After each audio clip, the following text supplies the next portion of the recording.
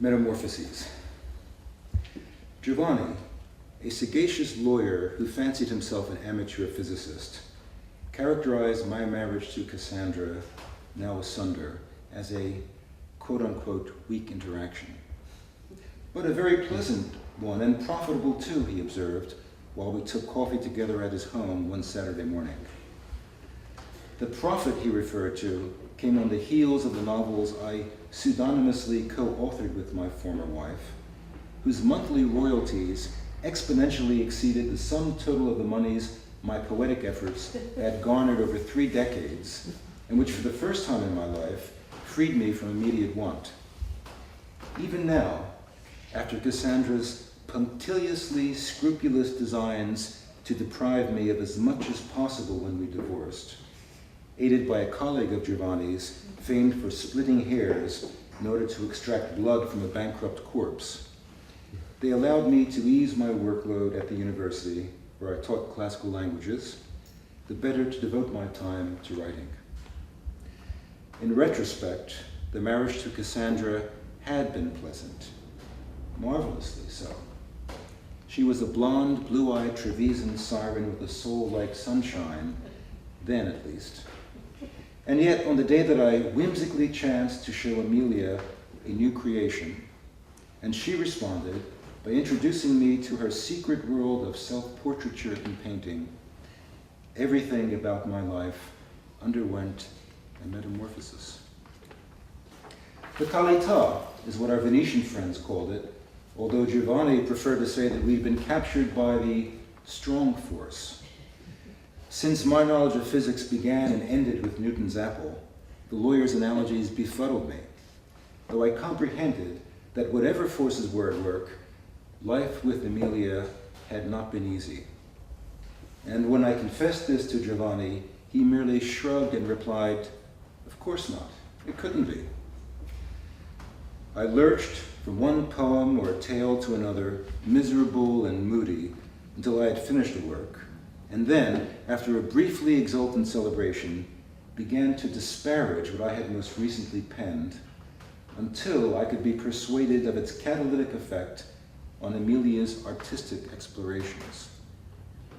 Only her paintings could bring me out of the doldrums and renew my imagination. I had lost all perspective on my own paltry verbal meanderings and relied completely upon her reactions. Although I took cognizance of the world at large, the machinations of an oppressive state, the illusion stoked by those in power to control their minions, I came to be convinced that the key to the travesty that had become human government and association was only to be found in the kernels of communication between 2 relatively free adults. So it was no solipsistic exercise, but rather a mission, not unlike that of the great particle physicists, Giovanni reassured, to lay bare the most fundamental interactions between Amelia and myself, which is perhaps why he, my only audience aside from Amelia, had come to cherish my work. The ritual of my reading to Amelia once a piece had achieved a certain arc, and of her revealing the canvas to me, once she had limned enough of substance, was the closest thing to an anchor I had in this new realm of quantum emotional dynamics, as Giovanni put it. It was emotional, all right. For long stretches of time, there would be no physical intimacy whatsoever, consumed as we were by our art. And then, when we contrived to meet at last, we terrified each other by a desire that was eerily impersonal. The Amelia I craved to possess in those moments was no longer the alluring human Amelia of casual soirees on the town, or the Amelia of a lazy afternoon at the Lido. No, it was the Amelia of her portraits, infinitely elusive and ever more profoundly unsettling. The portraits that somehow allowed me to reach beyond.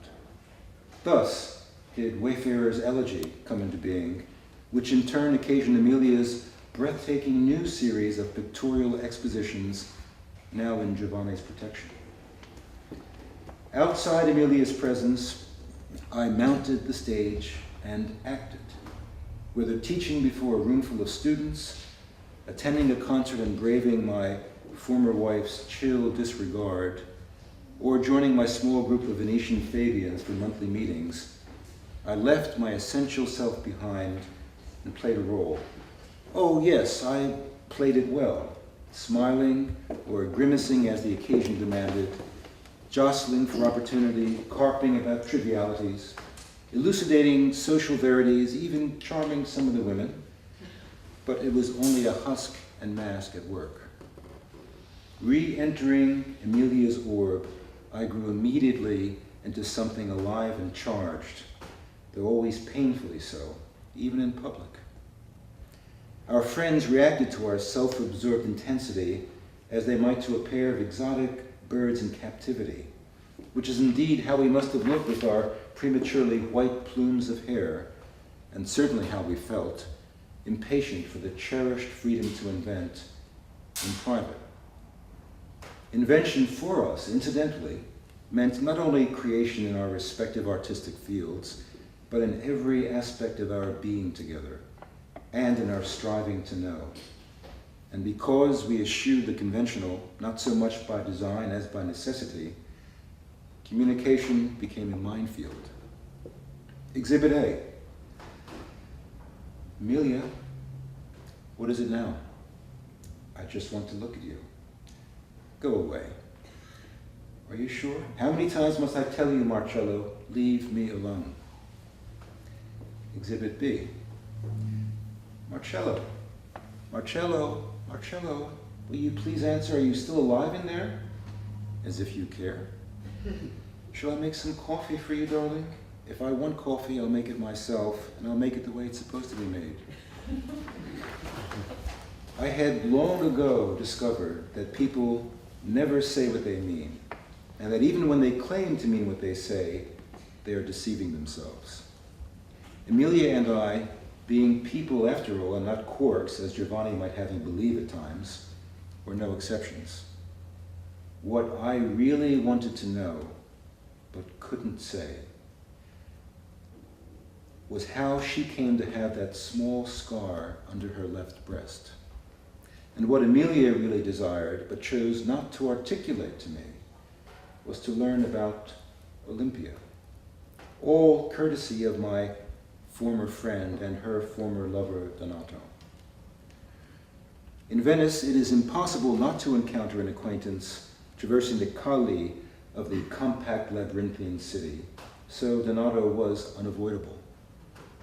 In the aftermath of the fatalità that brought Emilia and me together at his expense, it took well over a year before the musician could bring himself to exchange words courteously, even in passing.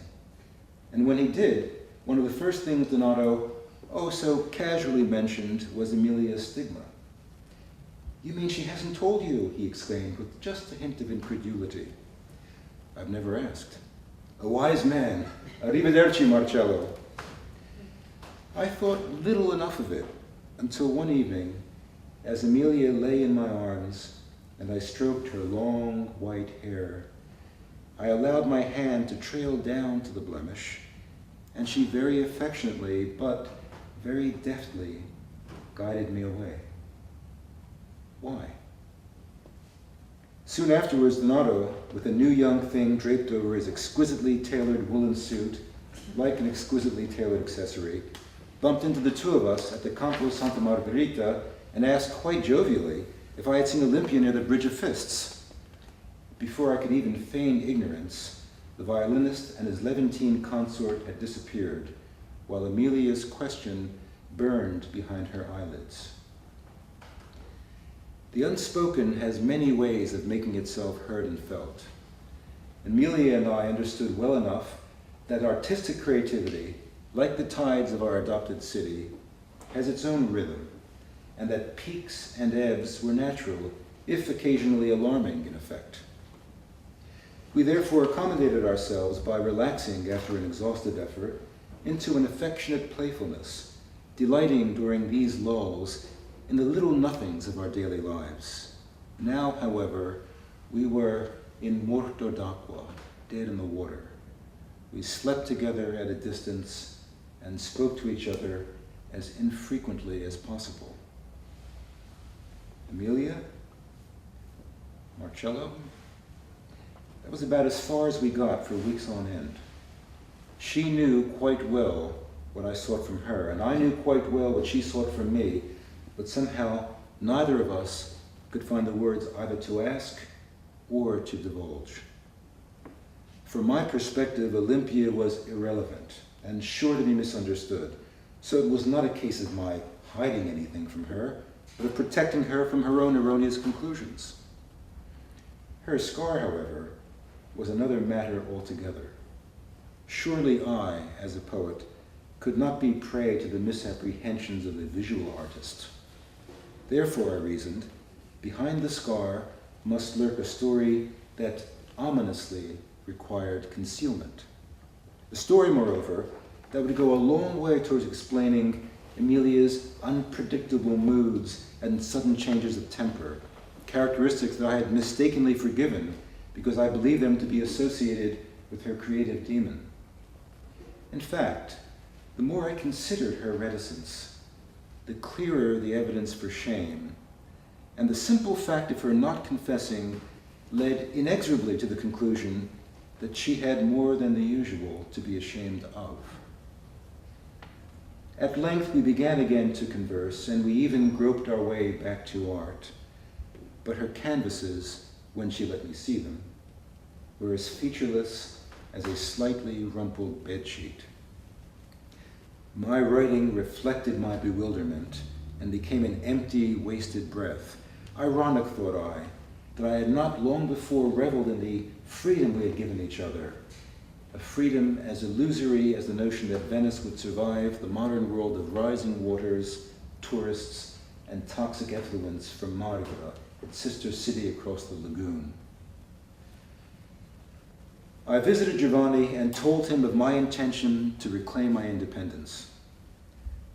The lawyer was uncharacteristically exasperated as he upbraided me. There is no such thing as freedom, Marcello. We hurtle from one bondage to another. A skydiver in so-called freefall is a slave to gravity. How Newtonian, I exclaimed in reply. Beware, Marcello, you are on the verge of losing someone precious and unique.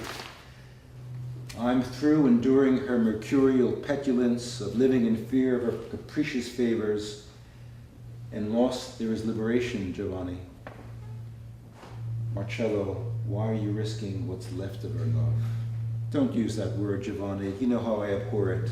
Then what do you call it? What can you call it? Why call it anything? I replied. Look, my friend, you must be patient, said the lawyer. Patient? She's become impossible. When I am tender, she spurns me. When I am reserved, she rages. I can no longer write. I can no longer be anything but an ordinary fool with her. And the achievements of your collaboration? You call them achievements. They leave me unmoved, Giovanni.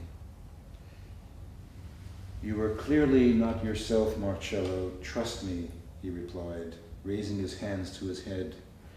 Listen, my friend. I will put my mind to it. In the meantime, don't do anything rash. Do you hear me? Go home and come back to me in several days. And then, just as I was about to cross the threshold, Giovanni added, with Emilia. I doubt she'll come, I answered. She'll come if you tell her the request is from me, I assure you, said Giovanni. That evening, I peered into her studio, and Emilia slammed the door shut with her foot. I kept watch, surprising her when she emerged, but she brushed past me into the bedroom and locked the door. I knocked several times, and then, barely containing my fury, rattled the knob at intervals, before eventually sliding a note about the meeting with Giovanni under the door. I pretended to leave the apartment by making a ruckus about gathering up my things and exiting, though I stole quietly back to her studio instead and inspected her latest endeavor. The canvas was blank. Emilia did turn up at the lawyer's, much to my surprise. and I wondered how this woman, for whom I would have given my life several short months ago, could have been any less appealing. She kept her eyes fixed on Giovanni, another clue that whatever she withheld was no trifle, while I directed my frank gaze onto her profile. Giovanni may have been a lion before a jury, but now before the two of us he was ruffled, nervously smoothing his thick, white, lustrous curls with his palms before addressing us. The introduction wasn't promising. He spoke of corks and glue-ons, topsides and bottoms up, color and charm, and I thought he had gone mad, for it was all gibberish to me. He then retrieved several of Amelia's paintings, propped them up against his desk, and proceeded to read a few of my brief tales and poems as if we were school children. Well, I admit I softened a bit while allowing the cadences of my strange words to make music. Amelia turned towards me for the first time as Giovanni presented his summation, though fleetingly. "There is no way round it, I'm afraid," intoned the lawyer. "Nature is fundamentally random and fundamentally uncertain, the past as well as the future. I repeat, the past as well as the future." This time, only the left hand reached to his plumage as he continued. "Here is what I propose. Each of you, return to your soil. You, Emilia, to Florence, and you, Marcello, go back to Catanzaro. Make no contact with each other for a month. Absolutely nothing. Phone, email, fax, post, smoke signal, or semaphore.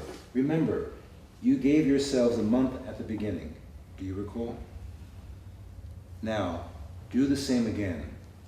From you, Emilia, a painting, and from you, Marcello, a text. No more, no less. Entrust them to me before we meet again. I will be in touch and arrange your return, and my premises will be at your disposal. Await my word, and meanwhile, simply speak through your art. Chiaro? Were it not for Giovanni's track record and authority, we both of us would have dismissed him out of hand, for the proposition was disappointingly unsophisticated at best. I'm so sorry. But the idea of leaving the no longer serene city of canals, with its unpredictable waters and the water that was now moving in, had its own appeal. For the train journey south, I cast about for something to read, choosing my well-thumbed collection of Kafka. At Catanzaro, I quickly became bored, though I attempted to disguise my ill humor from family and friends, all of whom were incessantly urging me to remain, so that over the next week I nearly began to pine for Emilia, against my better judgment, curse her. Well, Kafka would be a certain cure for sentimentality, so I settled in for an evening with Gregor Samsa. Emilia, after all, had been treating me as if I were no better than a roach, and I was sure to find sympathy in that much maligned character. As a literary man, I was of course quite familiar with the tale, and also with Nabokov's magisterial last word. But as I perused it this time, it seemed oddly discordant and alien. Puzzled, I immediately read the story again, and my discomfort persisted. The conclusion of the very last sentence dogged me. Quote, "At the end of their journey, their daughter sprang to her feet first and stretched her young body." Unquote. I lay the Metamorphoses aside for several days, the better to approach the work afresh. By my third inspection, the disconnected clues had coalesced into a discovery as astonishing as it was unmistakable. From beneath its insect carapace emerged a parable that the author of Lolita had failed to discern, a parable about a young girl's triumphant liberation from the bonds of brotherly love. It was Greta, the sister whose dung beetle or cockroach of a brother had held in thrall, the sister who still yet, had the tenderness to feed him when he was overtaken by remorse.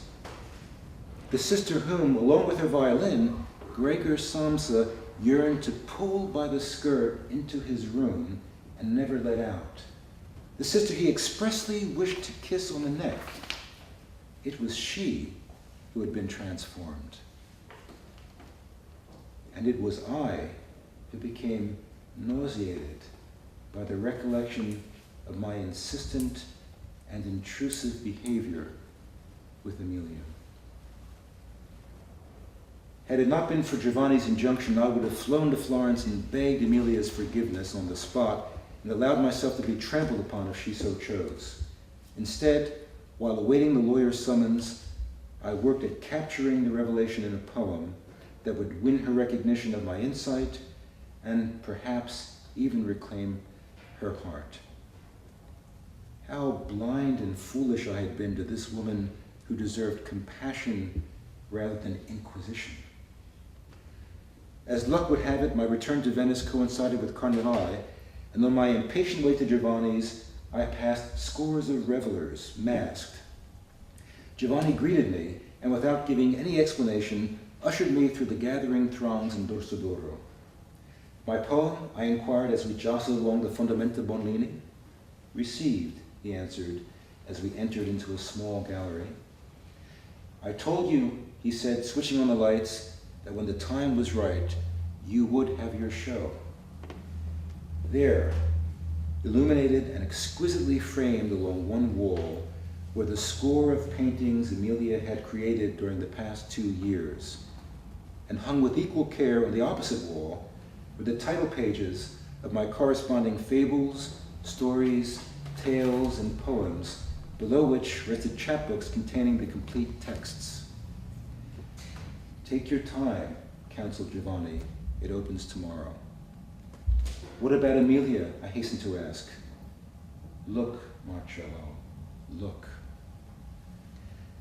And look I did, in solitude, at the range of Emilia's paintings, arrayed chronologically from the very first portraits of our union to those she executed prior to our rift. They breathed and spoke to my writings across the gallery's corridor, and I now remembered with moving clarity how my words had tumbled out and how our masks were shed, one after the other, to bring our scars into relief until we had exhumed ourselves. As I reached the last canvas which was covered, Giovanni appeared with Emilia. I'll let her do the honors, said the lawyer gravely. Without ceremony, Emilia unveiled the vision she had begotten while in Florence. It was the head of a woman neither old nor young, but certainly beautiful, whose sunken, glorious eyes beckoned, but whose smiling mouth was saying no despite herself. And as I was lost in contemplation, Giovanni had handed her my poem. How could you fathom, she tenderly exclaimed. And how could you divine, I responded in wonder. And how could you have doubted, whispered Giovanni.